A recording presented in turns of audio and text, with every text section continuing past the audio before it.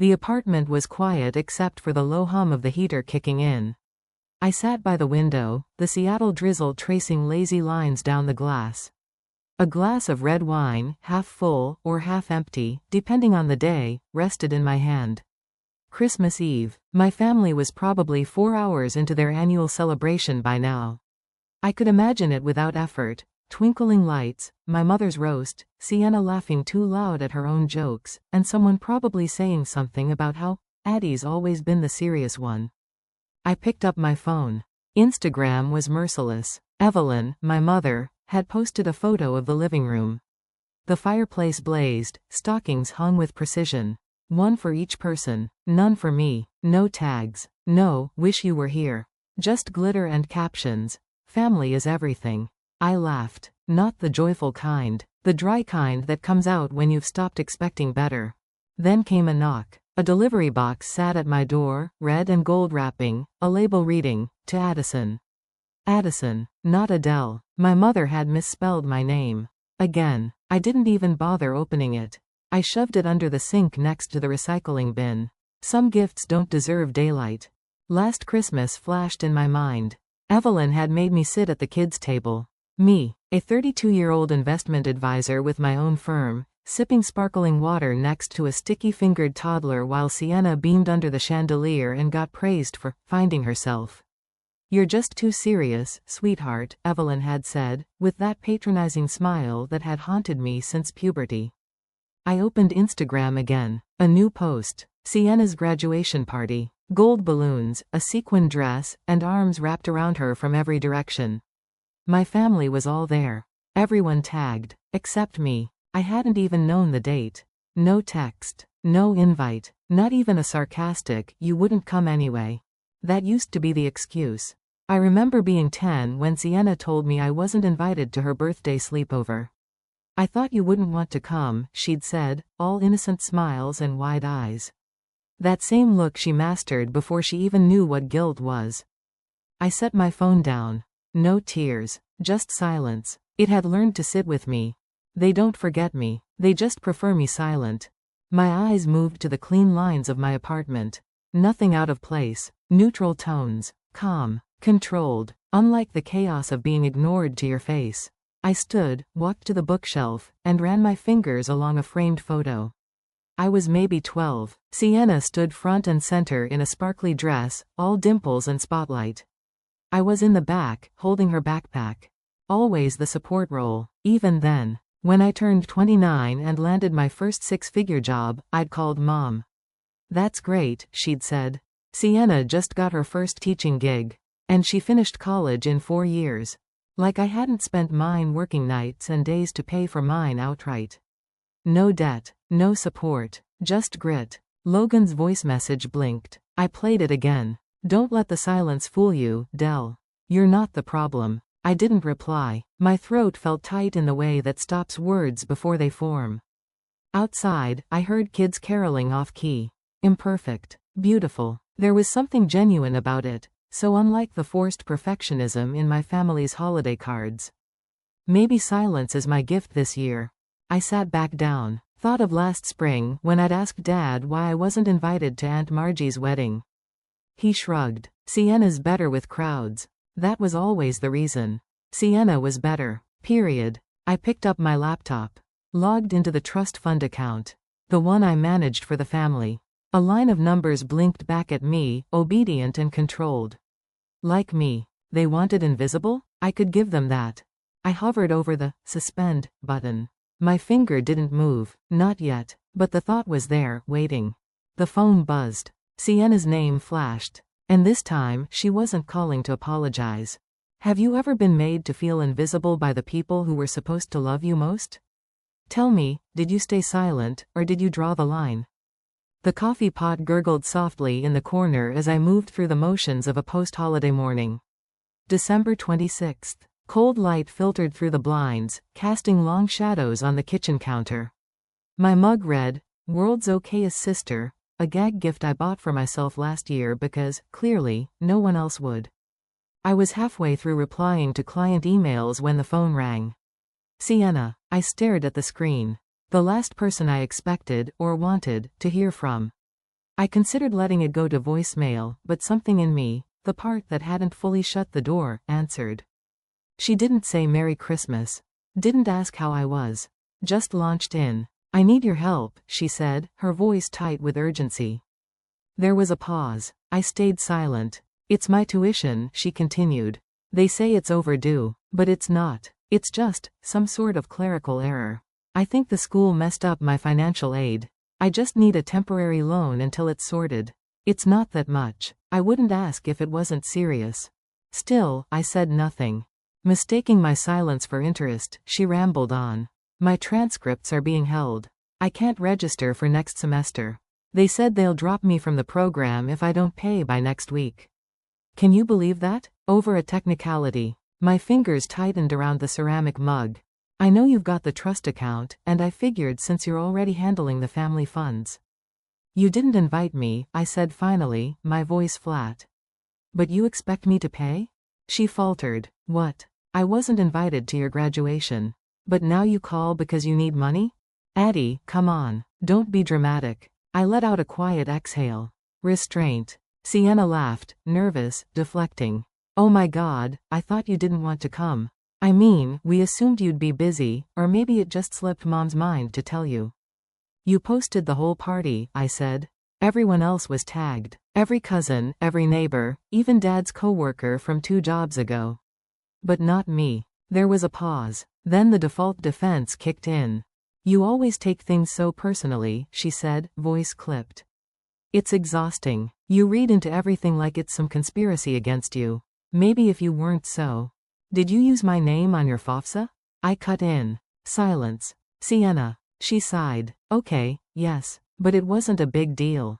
Just a name. They needed a secondary financial contact. It helped me get a better aid package. I figured you wouldn't mind. That's fraud. Oh, please. It's just paperwork. I didn't raise my voice. I didn't need to. Her words were louder than mine ever could be. Minutes after I ended the call, the phone rang again. Evelyn. I let it ring twice before answering. Please don't punish your sister for being young, she said. No hello. No how are you. Punish? I echoed. She lied. She stole my information. She's your sister, Evelyn replied. Blood is blood. She's going through a lot. You've always had more. She needs this more. The old script. She didn't even flinch reciting it. You've always had more. Not once did she ask how I was doing. Or if I'd like to be included. Or if I'd be okay financially with what Sienna was asking. She used me. And you're defending her, I said.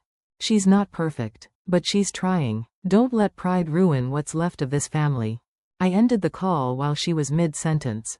I sat in the stillness, my fingers cool against the laptop's metal. When I opened it, a notification popped up. Change of contact info received, Mercer Education Fund. I stared. Then read it again. My heart didn't race. It sank. I hadn't made any changes. I navigated to the account details. Sienna's name appeared, newly added. Co-administrator. My breath hitched. Not panic. Calculation. I traced it back. 2 years ago, after my car accident, I'd given her temporary power of attorney to handle a few logistics. I'd forgotten about it. She hadn't. Screenshots. 1, 2, 3. Evidence. This wasn't about a tuition bill. This was identity theft with a family tree wrapped around it. I called my attorney. Voicemail. I left a message. Call me back. Urgent. Family fraud. As I hung up, my phone lit again. Logan. I answered with one word. I need backup. If someone in your family crossed a legal line but claimed, it's just family, what would you do? Would you draw the line, or stay silent for peace? The apartment was quiet again. After Logan's call ended, I didn't move. I didn't cry. I didn't speak. I just stared at the wall opposite me, blank, beige, undisturbed. My coffee had gone cold, untouched since morning. The silence wasn't peaceful. It rang in my ears, louder than yelling. I stood up, meaning to tidy my desk, thinking maybe order would bring some sense back into the evening. But as I opened the cabinet, a forgotten storage box slid out, landing at my feet with a thud. I stared at it for a moment, then crouched down. Inside, high school yearbooks, curled edges and doodled margins. A stack of unopened college letters. Most were rejections. One was an acceptance. Stanford. I found a postcard, postmarked from Florida. Hope you're eating well, love, Mom. No return address. I was 19 and living alone in a studio so small the sink doubled as a dish rack. I hadn't asked for mail. They always forgot my address, I murmured, but remembered my bank routing number. At the bottom of the box, a photo, me and Sienna at a science fair. I was 11, holding the trophy. She was 7, holding the disposable camera.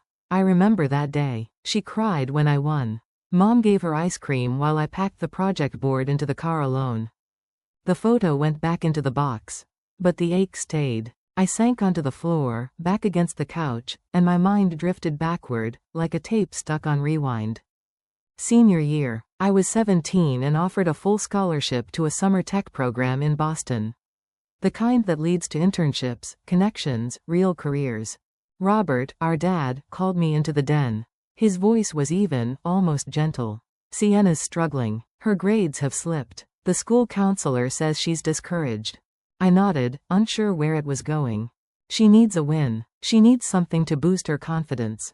What does that have to do with me? I asked. I want you to defer your scholarship. Just for a year. I blinked. That's not how it works. It'll be good for you too, he said. Stay close. Build more roots here. You'll thank me someday. I didn't. I stayed. The slot at the program was given to another student. I took night classes at the community college instead. Years later, I found out where the scholarship money went. Not to my deferred tuition, but to Sienna's theater program in New York. A better fit for her talents, Mom had said casually over brunch. It wasn't a conversation. It was a sentencing. And then, years later, there was the wedding. I was 28, engaged, dress picked, venue reserved. I remember the day clearly. It was rainy, and I was on the phone with the caterer when Evelyn called. Sweetheart, Sienna's venue just fell through. Total disaster. But your date, well, that weekend's perfect for her new location. Would you mind moving yours? I didn't scream. I didn't argue. I just said no. She went silent for 2 weeks. Then Sienna posted a save the date announcement. Same day, same time, different coast. Family RSVP'd to her event. Not mine. My fiancé's parents called me 2 days later. Is everything all right with your family? They asked, hesitantly. This seems chaotic. They pulled out of helping with the wedding costs. The engagement dissolved a month later. Not because of love lost, but because of exhaustion. It wasn't just my name they didn't want on the invitations. It was my presence. Back in the present, I opened my laptop. Opened a blank document. Titled it, Mercer Ledger. I didn't list numbers first. I listed memories. Science fair. Theater program. Wedding date. Scholarship. Car payment. FOFSA fraud. Mom's postcard. Dad's lecture. Sienna's silence. If I didn't name it, they'd say it never happened. The cursor blinked, waiting. My phone lit up. A message from Logan. Still up? I typed back, writing history.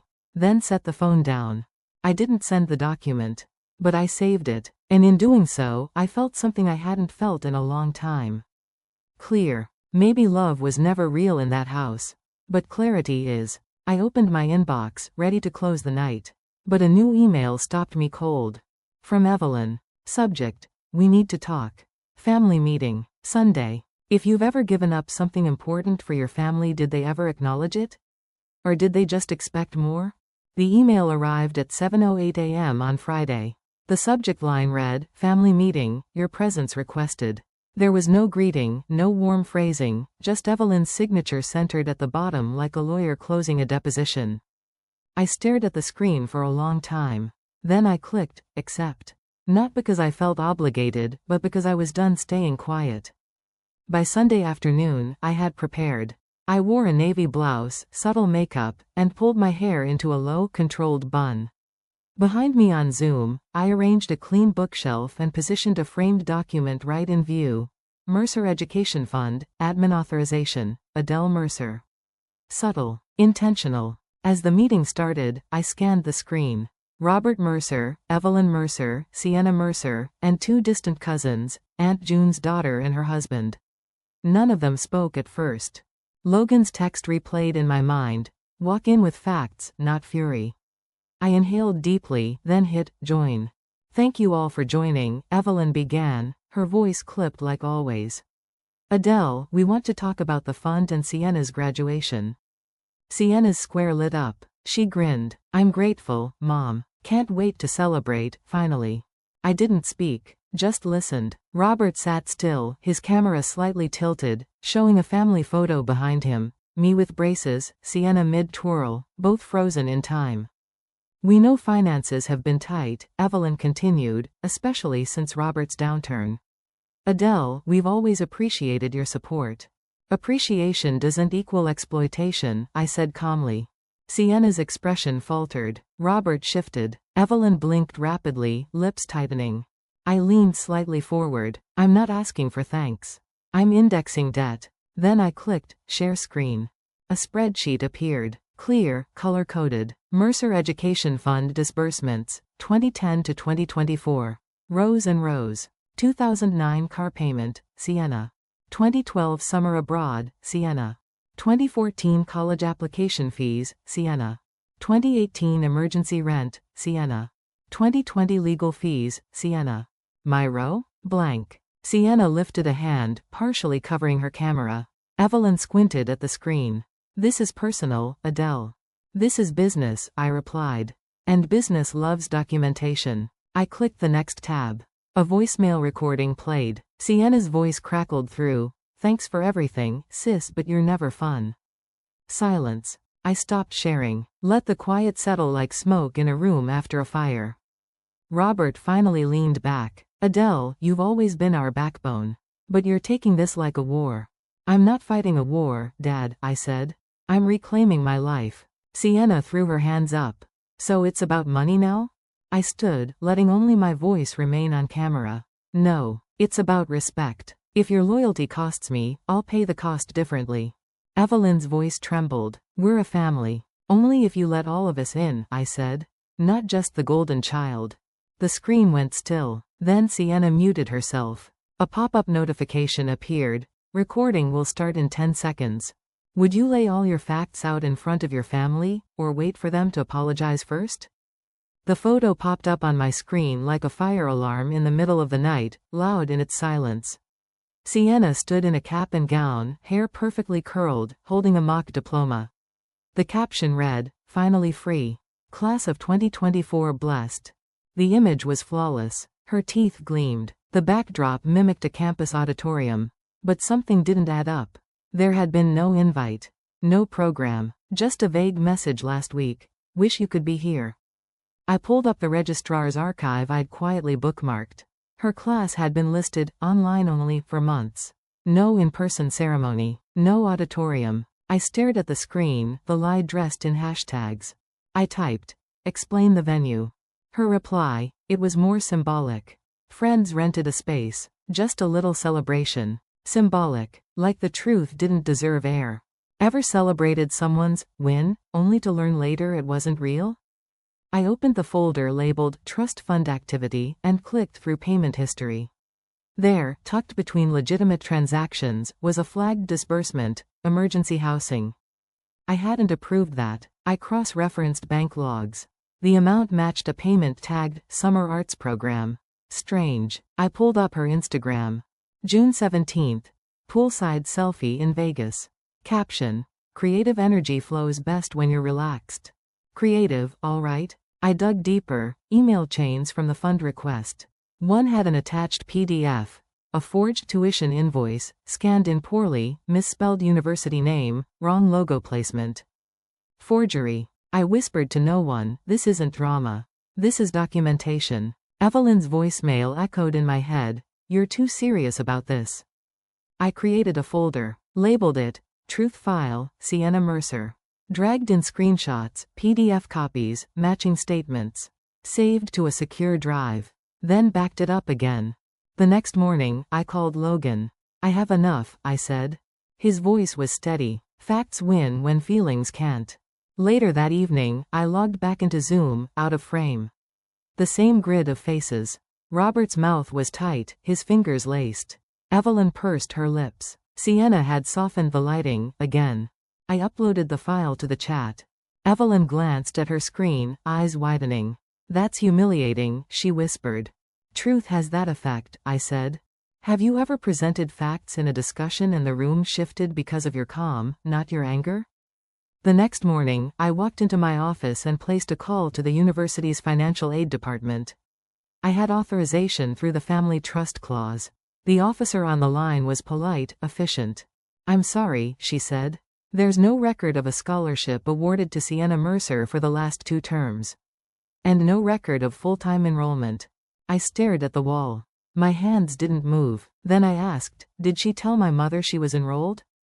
I wouldn't know, she said. But I did. They couldn't ignore the invoice, so they created one. Before I could close the browser, a new email popped up. From Mercer Family Trust at mercerfunds.org. Subject: Urgent. Reassignment of admin rights. If you discovered someone used your name without consent, would you confront them, or quietly take action? The drive to Portland felt longer than usual, the highway stretching endlessly beneath a gray sky that mirrored my mood. By the time I turned onto my father's street, the light was fading, soft and amber. His house looked exactly the same, manicured lawn, porch light timed perfectly, not a single thing out of place. I sat in the driveway for a full minute, the car engine still running. I almost reversed. Almost. But I didn't come this far to retreat.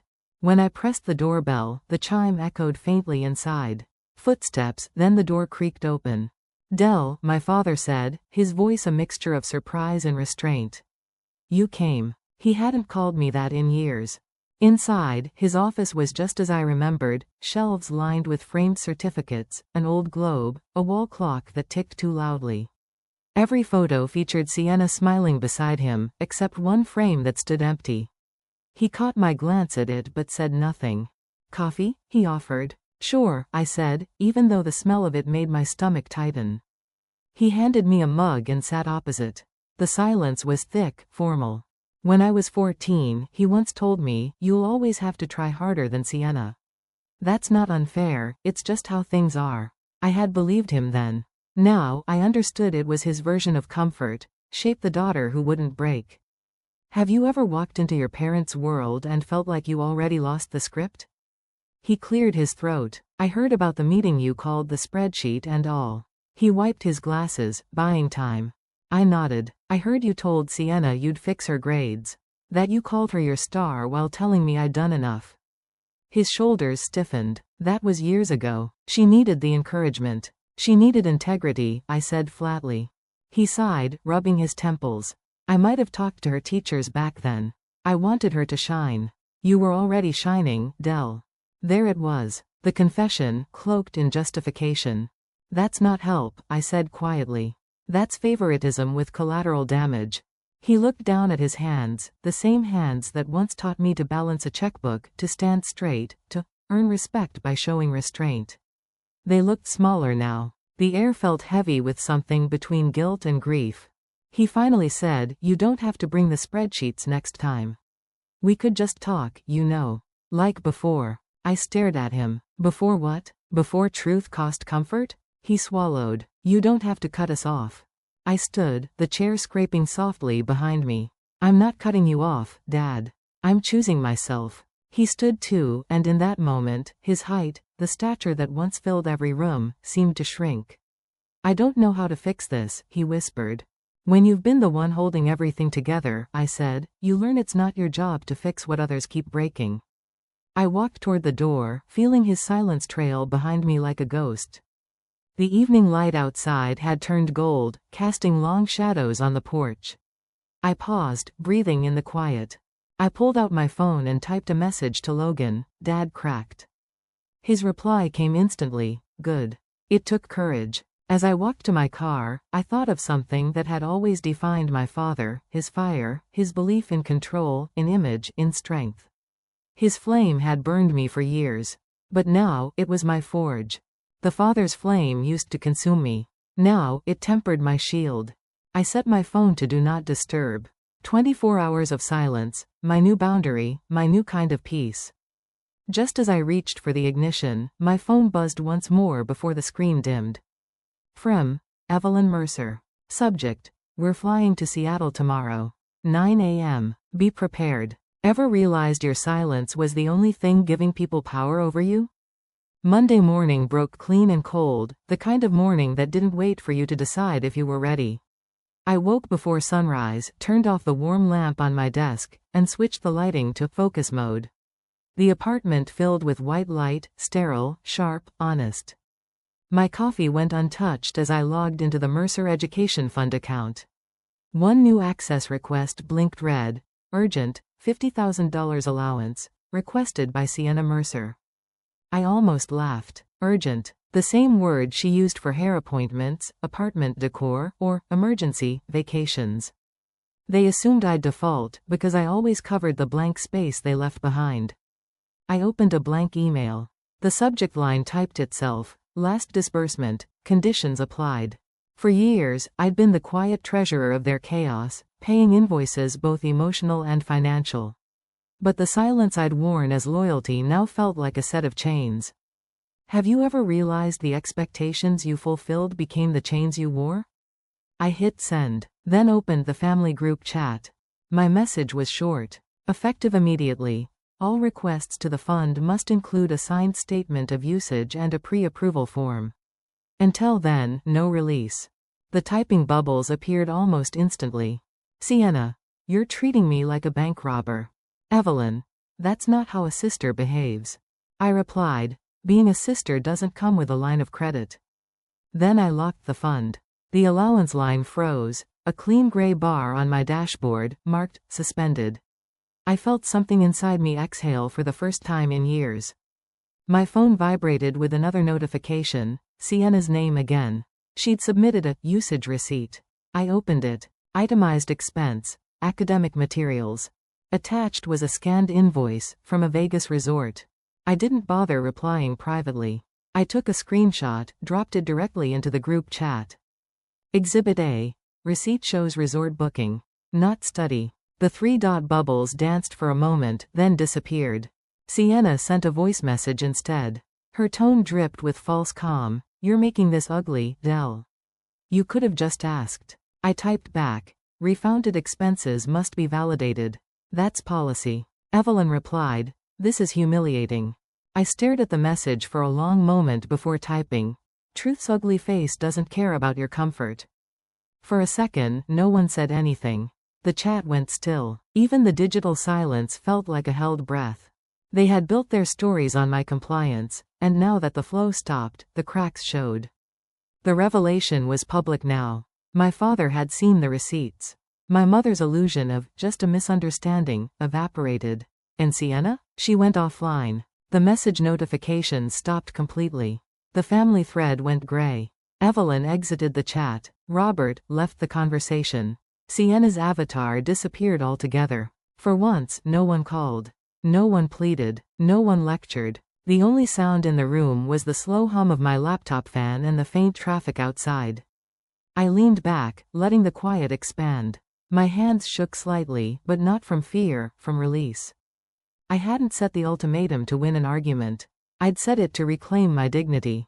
I opened my phone again and texted Logan, first round done. He replied, round 2 when you're ready. The sun dipped through the blinds, slicing light across the desk like an underline. I stared at the frozen screen of my family chat and whispered to myself, silence speaks louder when you stop apologizing for it. Then, just as I was about to shut the laptop, a new notification appeared in bold red text. From Mercer Family Trust at mercerfunds.org. Subject: Urgent. Board meeting scheduled tomorrow. If you froze the checkbook and the silence screamed louder than any argument, what would you do next? The house hadn't changed. Same paint, same uneven stepping stone path, same stubborn door handle that stuck in the rain. But the silence inside, it was louder than I remembered. I stepped into the foyer and it felt like slipping into a life jacket made of memory. My feet knew the way, my breath didn't. The photo hallway greeted me like a quiet courtroom. There she was, Sienna, beaming in her blue satin dress, cradling a trophy too large for her small arms. And beside that, nothing, just a hook where my photo used to hang. Not even the nail remained. They didn't just forget me, they erased me. I walked into the kitchen. The drawer next to the stove still jammed slightly when pulled, just like always. And at the very back, yellowed and folded with time, was the envelope. Merit Scholarship 2010, written in Dad's blocky handwriting. My hand shook as I opened it. The letter inside confirmed what I'd once known but never dared say aloud: I had earned it. Full ride, recognition, potential, documented. But I never saw it. Dad had told me he'd handle the paperwork, that it would be safer in his office. Turns out, it had been safer buried. I stared at the ink until the letters blurred. You can't rewrite my past by erasing a photo, I whispered to the walls. But I can decide my future. Outside, the sun tried to peek through thick clouds, casting dull light across the porch as I heard a familiar shuffle of footsteps. Mrs. Ramirez, now slower, but still dressed in her housecoat with the little blue flowers, was walking her dog past my parents' driveway. She stopped and squinted. Adele Mercer, she said, almost surprised. Back home? For a visit, I said. She tilted her head, eyes sharp under her gray curls. I still remember your father telling you to stop being the smart one so your sister could have her moment. That was wrong of him. My breath caught. Are you still helping them? She asked gently. I helped, I said, voice low. Until I became invisible. She nodded, rummaged in her pocket, and pulled out a weathered sheet of paper. Found this cleaning my garage. Thought it was odd. It was a yearbook page, from my senior year. My name was missing from the honor roll list. Cut clean, like I'd never been there. I don't understand, I murmured, tracing the edges. Why erase me? Some families don't know how to hold more than one light, she said. So they snuff out the others. I met her eyes. You just gave me a voice when the house silenced me. She touched my arm. You were never the problem, Adele. You were just inconvenient. Back in my car, I pulled out my laptop, the old leather seat creaking beneath me. A new email flashed from the Mercer attorney. My stomach turned. Subject: Amended Trust Documents, Mercer Education Fund. I clicked. The new clause was sterile and cold. I was no longer a beneficiary. Sienna was now sole heir. Effective immediately. I leaned back, the wind knocked out of me by words on a screen. They hadn't waited for me to leave, they wrote me out while I was still holding the door open. I screenshot the document and messaged Logan. Game changed. He responded instantly. You're not late. You're early for your freedom. I stared at the screen. They sold my role for a signature. I buy my worth back with silence and truth. With the engine humming beneath me, I drove north. The suburbs receded, the highway opened, and the skyline of Seattle pulled into view like a lighthouse at dusk. In my apartment, I turned off every light except one in the kitchen. I poured a glass of water, sat down, and opened a blank email. My fingers hovered. To Evelyn Mercer, Robert Mercer, Sienna Mercer. Subject: Closure. Effective immediately, I will no longer manage requests. The Mercer Family Fund is closed to automatic withdrawals. I hit send. And then, I locked my phone and left it in the drawer. No replies came. None were needed. The silence was mine now. When you lose everything but your self-respect, what's left is the prize. Just as I stood to turn off the last light, my phone screen lit up. Sienna, you think you won? Wait till the board meets. The light coming through Adele's kitchen blinds was thin and diffused, the kind of light Seattle delivered most mornings. She sat at the table in her robe, the steam from her coffee curling upward in slow, quiet spirals. Her laptop lay open in front of her, the screen glowing with the last message she sent to the family group chat. The Mercer Family Fund is closed to automatic withdrawals. Her fingers hovered over the keyboard, but her mind had already moved on.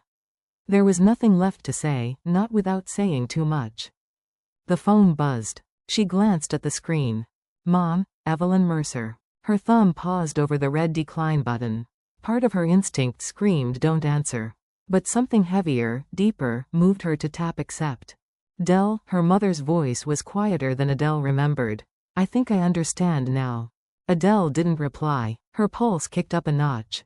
The voice on the other end continued, slow, not rehearsed. You were right. I was wrong. 25 years too late, Adele thought. Her lips parted, but no words followed. You carried us, Evelyn said, her voice tremulous. I reviewed the documents. Every form, every transfer. I saw what you've been doing for this family. And she stopped to gather herself, I never thanked you. Not once. Silence filled the space between them. I always thought I was protecting Sienna. But maybe I was hiding behind her.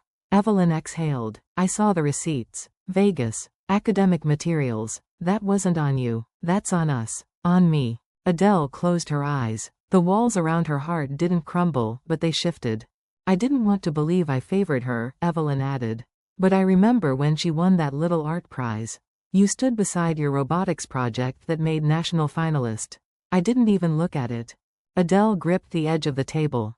That memory was sharp. Still fresh, like it had happened last week. I didn't see you then, Evelyn said, her voice barely a whisper now. Adele kept her silence. I don't want anything from you, Evelyn added. I won't ask for money. I just want to see you. If that's something you'll allow. Forgiveness wasn't an instant release. It wasn't a clean slate. It was a boundary, drawn with care. Adele finally spoke. Forgiveness isn't erasing the ledger, she said. It's protecting the future entries. I'll accept that, Evelyn replied. Whatever you need. Adele ended the call with a nod neither of them could see. She sat in the quiet, the kind of quiet that doesn't demand but lets you breathe. Then she opened the family group chat. Mom reached out. This is between us. No requests will be considered from the fund until I'm ready. Not 10 seconds passed before Sienna replied. Sienna. You'll regret this. Adele's fingers didn't hesitate. I already rebuilt, so you won't win by default. She stared at the screen. No response. Then she closed the laptop and pushed it aside. Her chest felt strange, lighter, not hollow, but full in a different way. She blinked, and tears she hadn't felt coming welled up, not for sadness, but for awakening. She stood from the table, stretched, and walked to the window. A thin veil of morning mist wrapped the city outside, and it felt less like a shroud and more like a hush before something good. Have you ever stopped fighting and simply stood your ground, and found strength in the silence? That afternoon, Adele slipped into a warm jacket and left her apartment. She walked through the park 3 blocks down, where cherry blossoms bloomed quietly above early joggers and moms pushing strollers. She didn't take her bag. Just her phone, set to silent, tucked deep into her pocket. She called Logan. Mercer, he answered with a gentle surprise. Today, I felt something else, Adele said. Yeah? Peace. There was a beat of silence. Then Logan said, you earned it. They didn't need to say more. As Adele strolled past the park's reflecting pool, she thought of her father's old saying, you'll never be full if you give until empty. It had always confused her. Now it made perfect sense. She'd given and given, until there was nothing left but the expectation to give more. Not anymore. When she returned home, she pulled out her tablet and opened a bookmarked link. It had sat there for over a year, weekend photography workshop. Learning to see differently. She smiled and clicked enroll. As she did, her phone lit up. Board meeting scheduled, Mercer Education Fund, April 15th. She stared at the screen. Then locked the phone and placed it face down. When did you choose your life instead of someone else's expectation?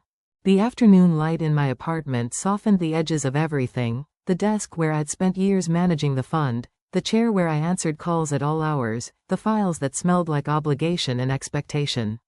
Today, the laptop sat open in front of me, cursor blinking, document ready.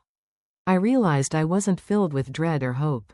I was simply steady. I had drafted the email the night before many times in my mind, and now I was ready. I opened a new message and typed the subject, Mercer Education Fund, final statement. With a steady hand, I attached the spreadsheets, 10 years of numbers, payments made and requested, and a final sheet titled, Emotional Debt. I began to type the body. This is not retaliation. It's accounting. When you finally send the email that changes how you'll be treated, what does that feel like? I clicked send, exhaled slowly, and the email whooshed out. With it went the role I had carried far too long. I felt fear and calm in the same breath. Immediately, I opened my phone and blocked family numbers tied to the fund, Sienna, Evelyn, Robert, the official hotline. The phone sat untouched. Minutes passed. No messages, no calls, just silence. The ring used to mean duty. Now the silence means freedom. Have you ever experienced silence that felt louder than someone shouting? I pulled up a draft addressed to Sienna. I'm not here to save you anymore. My fingers hovered over send. Then I paused, remembered the quote, when someone shows you who they are, believe them the first time. I deleted it instead of sending.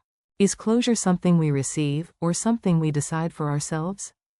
I walked to the window and opened it. The sound of children playing drifted in. Outside, life kept moving while I finally stopped. I took a deep breath, looked around the apartment. It was quiet, it was mine. I registered online for a painting class one had postponed for years. My internal thought was simple: I spent decades funding their future. Now I fund mine. She smiled. A free smile. Not because someone invited her, but because she invited herself. The laptop dinged. Board meeting minutes. Mercer Education Fund, April 15th preliminary vote on Adele's role. When did you stop defending your value, and start living it?